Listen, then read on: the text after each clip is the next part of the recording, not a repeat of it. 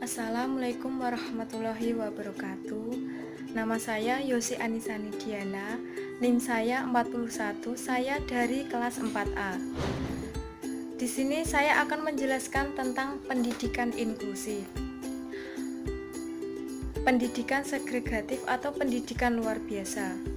Pendidikan segregasi adalah sekolah yang memisahkan anak berkebutuhan khusus dari sistem persekolahan reguler. Di Indonesia, bentuk sekolah segregasi ini berupa satuan pendidikan khusus atau sekolah luar biasa sesuai dengan jenis kelainan peserta didik, seperti SLBA untuk anak tunanetra, SLBB untuk anak tunarungu, SLBC untuk anak tunagrahita, dan sebagainya. Satuan pendidikan khusus atau disebut SLB terdiri atas jenjang TKLB, SDLB, SMPLB, dan SMALB. Selanjutnya, pendidikan integrasi. Hasil pengamatan di lapangan menunjukkan bahwa banyak anak dengan disabilitas kurang belajar bersama anak pada umumnya, tetapi mereka tidak memperoleh pelayanan pendidikan secara memadai atau mereka tidak mendapatkan sekolah dengan alasan yang tidak jelas. Hal ini disebabkan salah satunya karena kurangnya sumber daya manusia dan banyak tenaga ahli yang belum memiliki pengetahuan yang cukup tentang anak dengan disabilitas kurang atau rasio. Selanjutnya, pendidikan inklusi. Pendidikan inklusi merupakan sebuah pendekatan yang berusaha mentransformasi sistem pendidikan dengan meniadakan hambatan-hambatan yang dapat menghalangi setiap siswa untuk berpartisipasi penuh dalam pendidikan. Inklusi merupakan perubahan praktis yang memberi peluang anak dengan latar belakang dan kemampuan yang berbeda bisa berhasil dalam belajar. Selanjutnya, jenis-jenis ABK dan ciri-cirinya. Yang pertama, tunanetra. Tunanetra adalah anak yang mengalami gangguan daya penglihatannya berupa kebutuhan menyeluruh atau sebagian, dan walaupun telah diberi pertolongan dengan alat-alat bantu khusus, masih tetap memerlukan pelayanan pendidikan khusus. Yang kedua, tunanetra. Tunanetra adalah ABK yang kehilangan seluruh atau sebagian daya pendengarannya sehingga tidak atau kurang mampu berkomunikasi secara verbal, dan walaupun telah diberikan pertolongan dengan alat bantu dengar masih tetap memerlukan pelayanan pendidikan khusus. Selanjutnya, tunalaras. Tunalaras adalah anak yang mengalami kesulitan dalam penyesuaian diri dan bertingkah laku tidak sesuai dengan norma-norma yang berlaku dalam lingkungan kelompok, usia maupun masyarakat pada umumnya. Selanjutnya, tunadaksa. Tunadaksa adalah anak yang mengalami kelainan atau cacat yang menetap pada alat gerak seperti tulang, sendi, otot. Tunagrahita atau Down syndrome. Tunagrahita adalah anak yang secara nyata mengalami hambatan dan keterbelakangan perkembangan mental jauh di bawah rata-rata atau IQ di bawah 70, sehingga mengalami kesulitan dalam tugas-tugas akademik, komunikasi maupun sosial, dan karenanya memerlukan layanan pendidikan khusus. Tunagrahita ini dibagi menjadi dua, yakni tunagrahita biasa dan tunagrahita Down syndrome.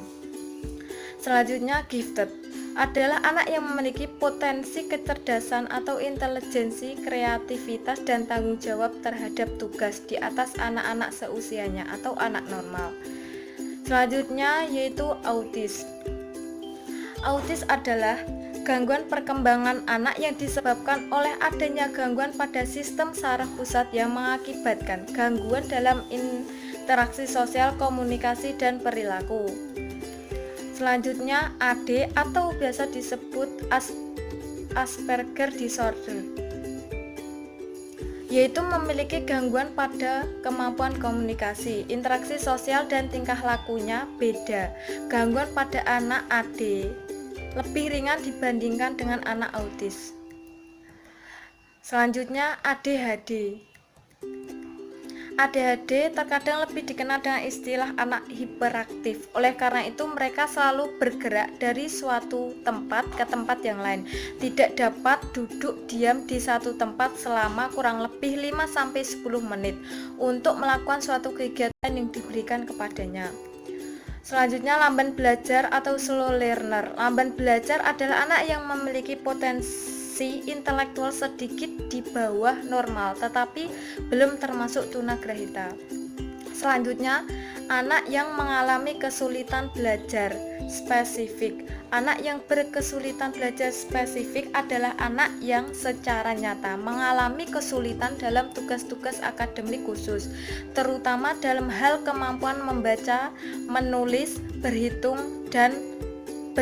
atau matematika.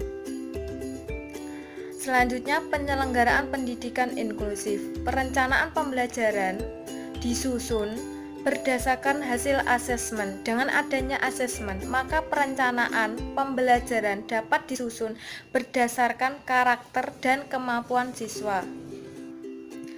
Kemampuan siswa ABK sehingga pembelajaran dapat sesuai dengan kebutuhan siswa.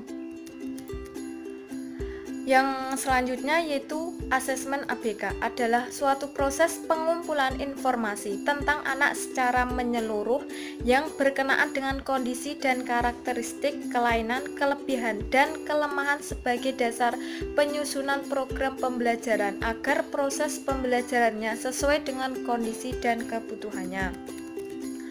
Selanjutnya, guru pembimbing khusus atau biasa disebut dengan GPK, yaitu guru yang bertugas sebagai konsultan pembelajaran anak berkebutuhan khusus di lingkungan lembaga pendidikan inklusif.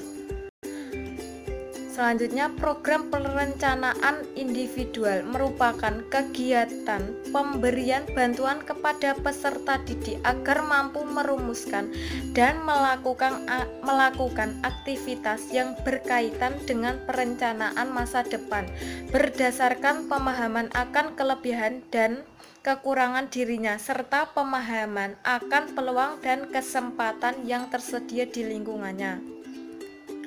Desain kurikulum. Desain adalah rancangan, pola, atau model. Mendesain kurikulum berarti menyusun rancangan atau model kurikulum sesuai dengan misi dan visi sekolah. Tugas dan peran seseorang desainer kurikulum menentukan bahan dan cara mengembangkan kurikulum yang baru sesuai dengan kondisi lingkungan pendidikan. Selanjutnya, evaluasi pembelajaran. Sebagaimana kita lihat adalah pengumpulan kenyataan secara sistematis untuk menetapkan apakah dalam kenyataannya terjadi perubahan dalam diri siswa dan menetapkan sejauh mana tingkat perubahan dalam pribadi siswa. Sejalan dengan itu, staf Lebem tahun 1971 mengatakan bahwa evaluasi merupakan proses menggambarkan, memperoleh, dan menyajikan informasi yang berguna untuk menilai alternatif keputusan. Selanjutnya yaitu pembelajaran partisipasif kolaboratif. Sebagai teknologi untuk pembelajaran kolaboratif melibatkan partisipasif anak pada siswa dan meminimisasi perbedaan-perbedaan antar individu. Ide pembelajaran kolaboratif bermula dari perspektif filosofis terhadap konsep belajar.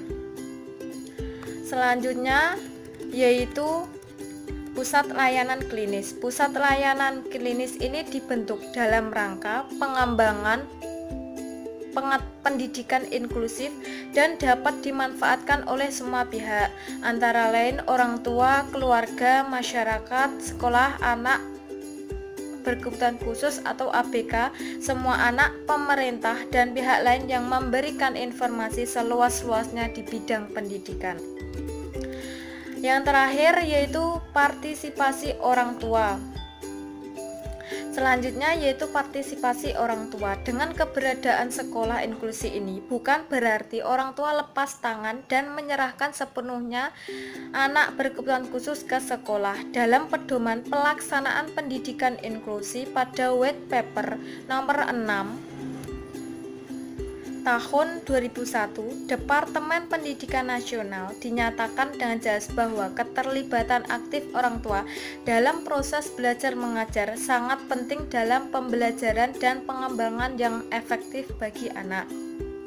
Sejatinya, ketika orang tua menyekolahkan ABK di sekolah inklusi, maka segala sesuatu yang disampaikan guru di sekolah semestinya ditindaklanjuti para orang tua di rumah.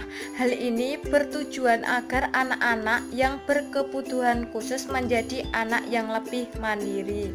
Yang terakhir yaitu sistem dukungan pemerintah dan sekolah.